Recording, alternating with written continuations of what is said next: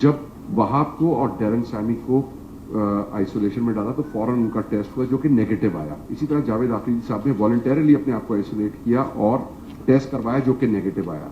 जब उन्होंने अपील की इवेंट टेक्निकल कमेटी को तो उन्होंने जो प्ली ली वो ये थी कि उस वीक के अंदर उनके 3 टेस्ट हुए थे पीसीबी प्रोटोकॉल के हिसाब से, वो नेगेटिव थे।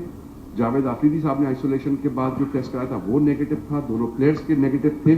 तो उन्होंने सिर्फ ये प्ली की थी कि जब नेगेटिव एक ट्रेंड है, सबके नेगेटिव है और आपको ये पता है कि बबल से जब 2 लोग बाहर आए हैं और वो सिर्फ एक साहब से मिले हैं तो आप इसको सिंपैथेटिकली कंसीडर करें। इवेंट टेक्निकल कमेटी ने कॉमन सेंस इस्तेमाल करते हुए, क्योंकि इस्टेब्लिश हो रहा था कि 2 प्लेयर जो बाहर आए वो सिर्फ एक साहब से मिले हैं, इसलिए उन्होंने उन दोनों प्लेयर्स को अलाउ किया।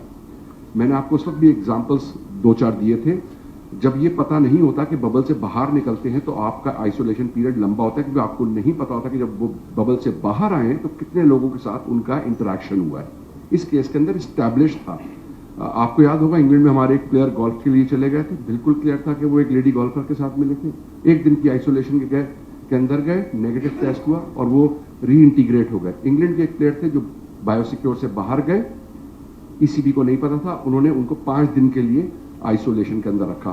तो ये कहना कि जालमी की वजह से ये हुआ, गलत है। अगर आप देखेंगे तो जो 7 पॉजिटिव हुए उसमें जालमी का कोई भी पॉजिटिव नहीं है। तो ये मैंने कहा कि क्योंकि परसों मैंने एक्सप्लेन किया था, आज फिर आप एक्सप्लेन करें।